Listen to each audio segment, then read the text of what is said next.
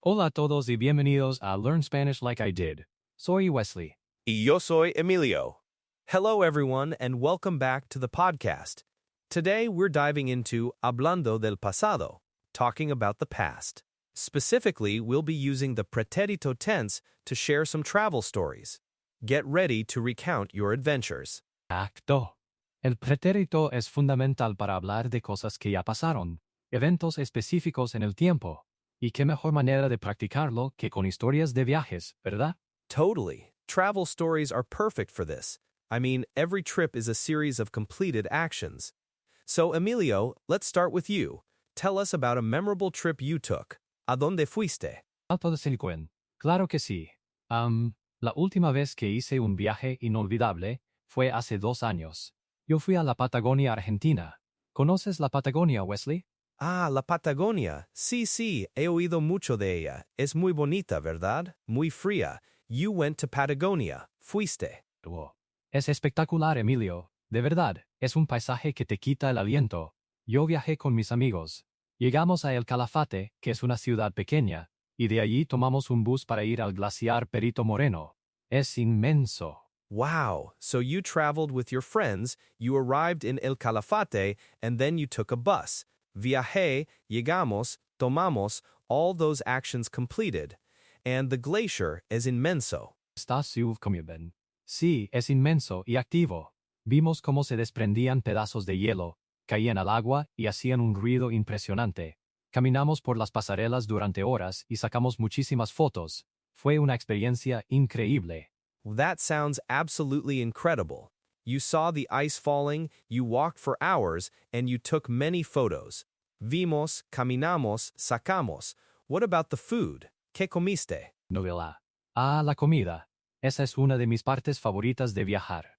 En Argentina, obviamente, comimos mucha carne. Probamos el cordero patagónico, que es delicioso, y también disfrutamos de unas empanadas y vinos locales. Todo estuvo riquísimo. Cordero patagónico, eso suena delicioso. So you ate a lot of meat, you tried the Patagonian lamb, and you enjoyed some empanadas. Comimos, probamos, disfrutamos. I really need to go there. What was the best part of the trip, Wesley? ¿Cuál fue la mejor parte del viaje? Temperado. Sin duda, la mejor parte fue la conexión con la naturaleza. Estar rodeada de esa inmensidad, sentir el viento frío y escuchar el silencio del glaciar. Me sentí tan pequeña pero a la vez tan conectada con el mundo. Y las caminatas que hicimos fueron agotadoras, pero valieron la pena cada segundo. Wow, me sentí tan pequeña. You felt so small, and the hikes you did were worth it. Hicimos, that's really powerful.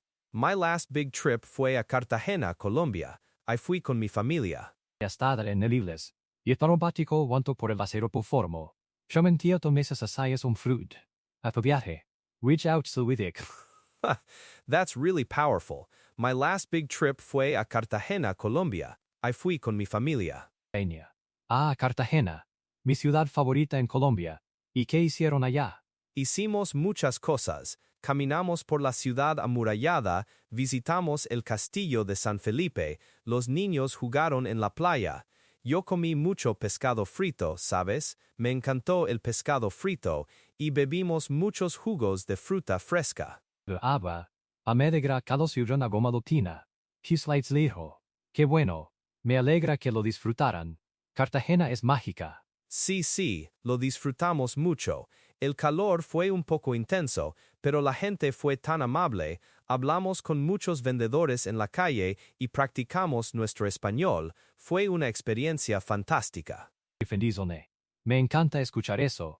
Y notaron que usamos el pretérito muchísimas veces en esta conversación, para describir acciones completadas específicas en el pasado. Let's break down some of these key phrases now. Alright, it's time for our disglosy or breakdown segment. We just heard Wesley and me tell some travel stories, and we packed a lot of preterito verbs in there. Let's revisit a few important ones. The first one is, yo fui. Emilio, you used it when you said, mi último viaje fue a Cartagena, and I said, yo fui a la Patagonia. This is the first person singular of both ir to go and ser to be in the preterito. They are identical, which can be tricky. You have to infer the meaning from the context. That's right. So, yo fui a la Patagonia means I went to Patagonia because Patagonia is a place you go to, but el viaje fue increíble means the trip was incredible, because incredible describes the trip's state. It's all about context. My tip for learning this was to always think about the destination or the adjective. If it's a destination, it's went. If it's a description, it's was. It just clicks after a while. Excellent tip. Another one we used a lot was from the AR verbs. For example, caminamos, sacamos, probamos.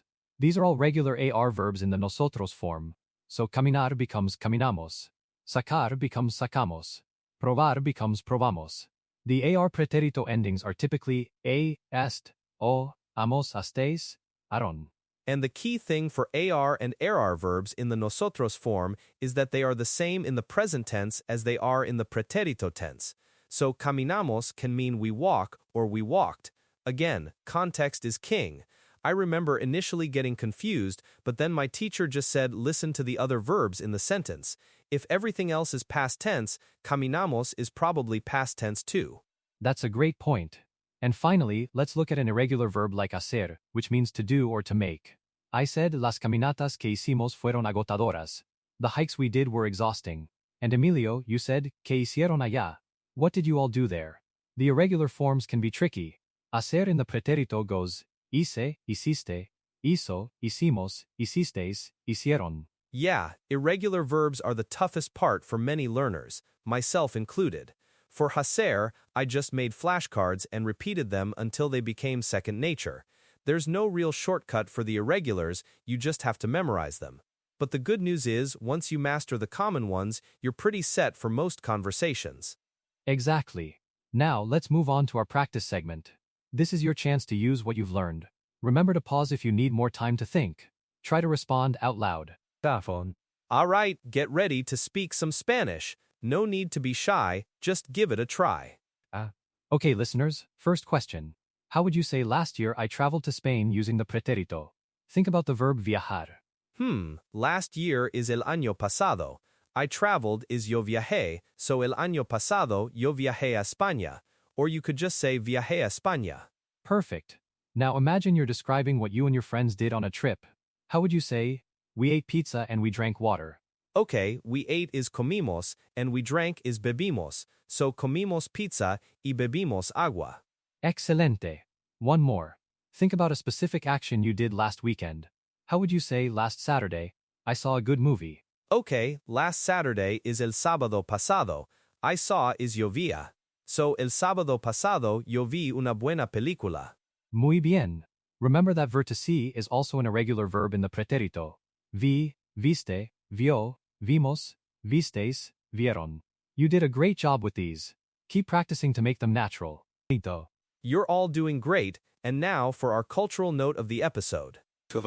Today's cultural note is about how important food is in Latin American travel experiences. When you're talking about a trip, it's almost expected that you'll mention what you ate. It's not just about sustenance. It's about experiencing the local culture, traditions, and hospitality. For example, in Colombia, if you visit a coastal city like Cartagena, people will always ask you if you tried the pescado frito con patacones or arroz con coco.